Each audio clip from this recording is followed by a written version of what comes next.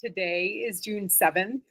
I want to talk about some of the updates. I've been focusing so much on borrower level updates. I want to make some updates that I think are really relevant to lenders as well as anybody who wants to buy.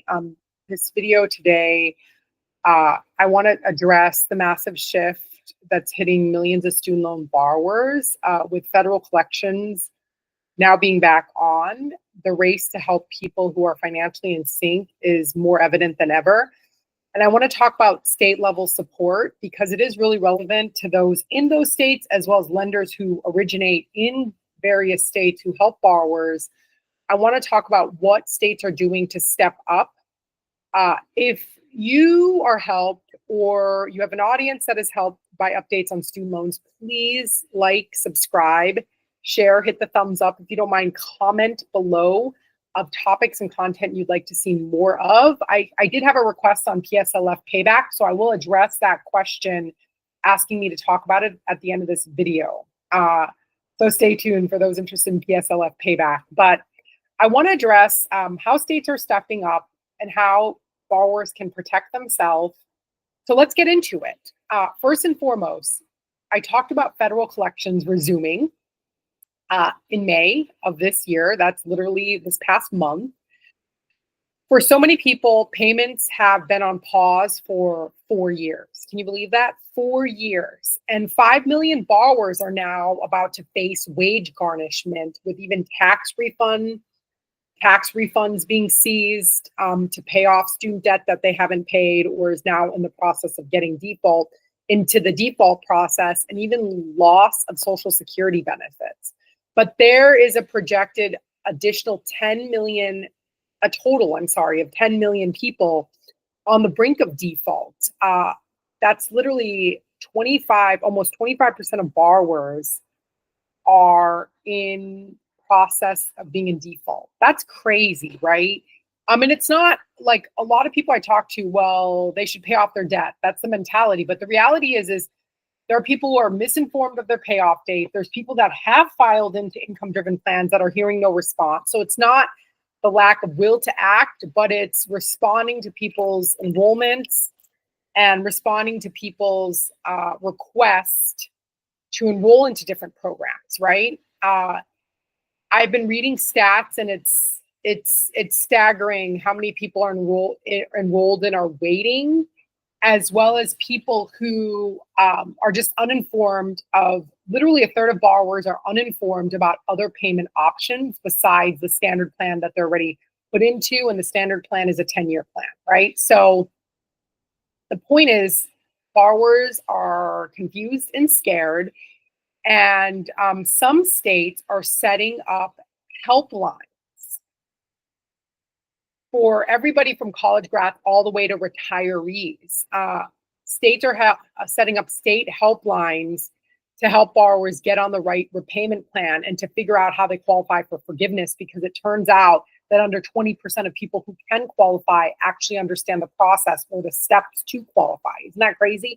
18%, it's under 20%, under 1 in 5 understand the process for benefits they already qualify for, and are getting very conflicting information between their servicer site, the government site, and also different notifications from their servicer that does not align with what is on studentaid.gov. It's creating a ton of confusion. Also getting multiple different servicer notifications on different due dates for their loans. So they're very confused.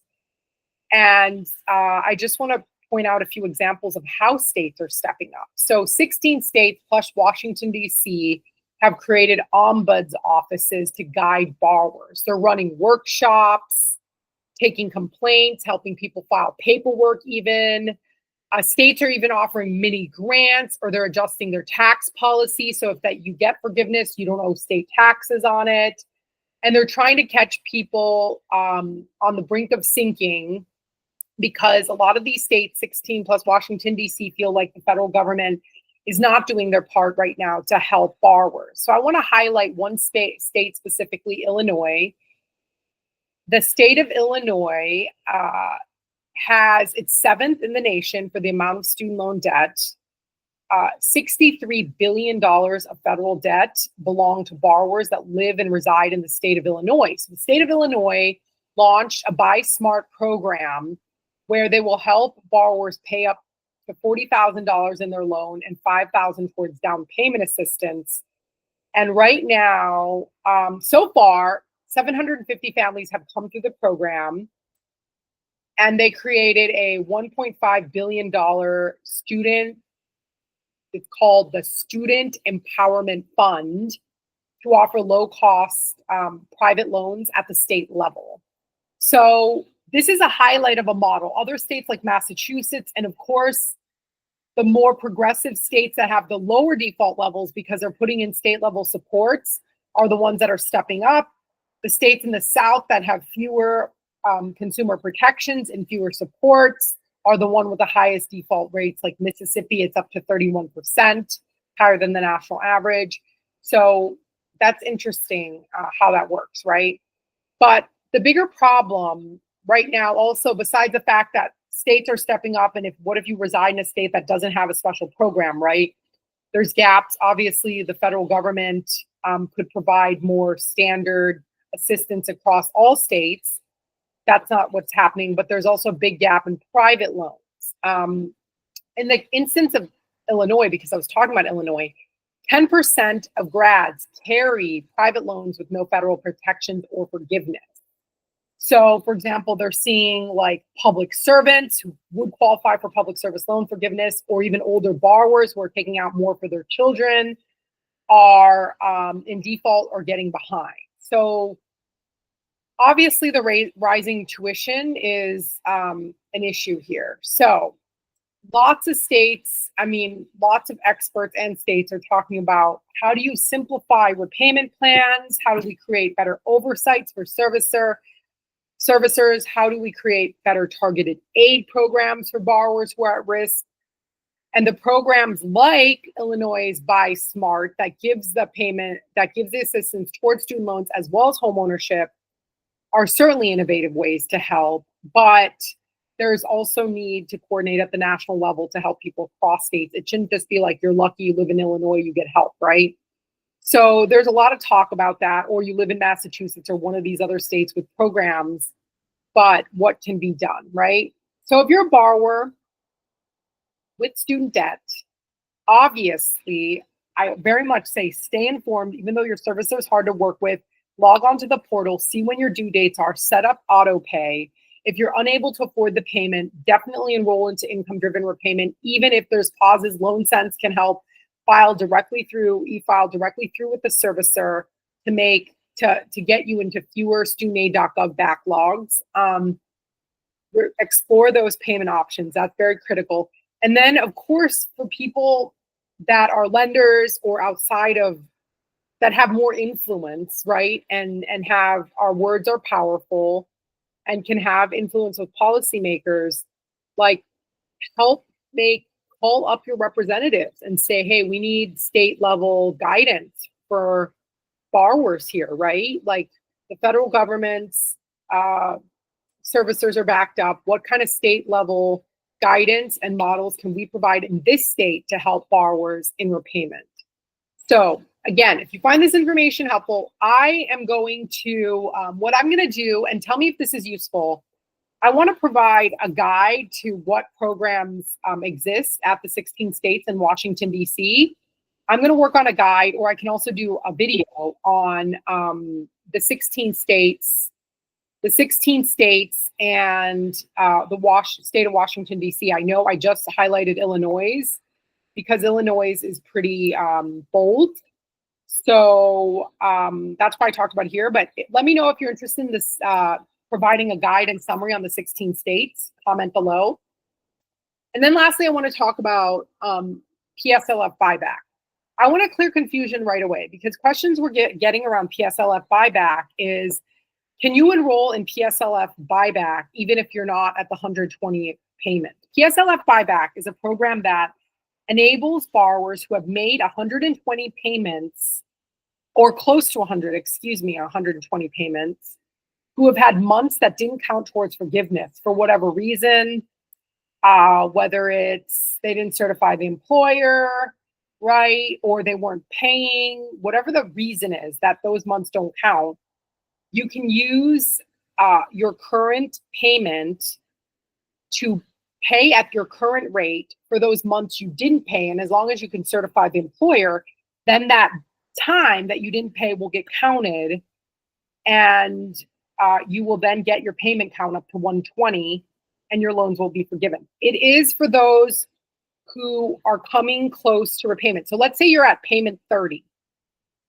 Payment 30, unless you have like 9 years, right, of 9 years more into 10 years of buyback, then now is not the time that you would consider PSLF buyback. So I want to clarify that. Buyback is not for everybody because you have to be close to the end of your repayment period in order to qualify for PSLF buyback. So I want to clarify that. I can delve into more rules on PSLF buyback, like what certifications do you have to do today to qualify for lower payments for buyback. We could talk through that.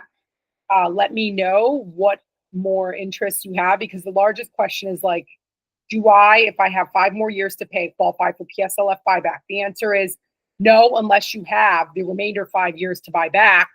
Now's not the time to qualify for PSLF buyback, right?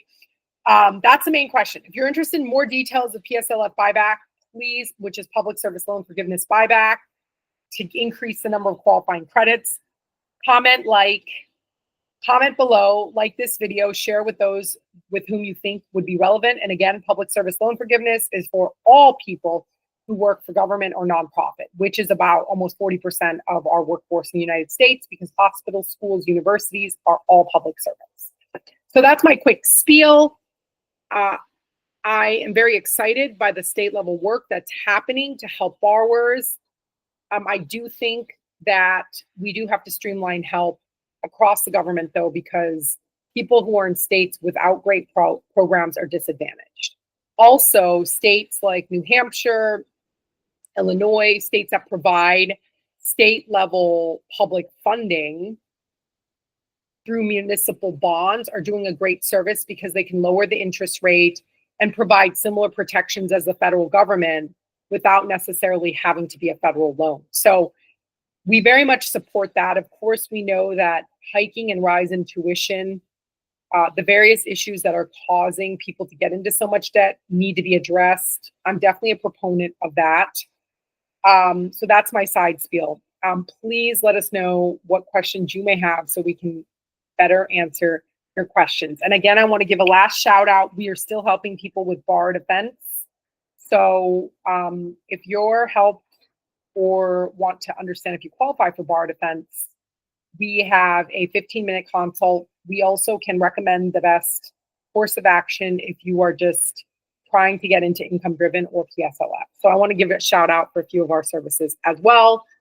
App.myloansense.com can help you get your free plan.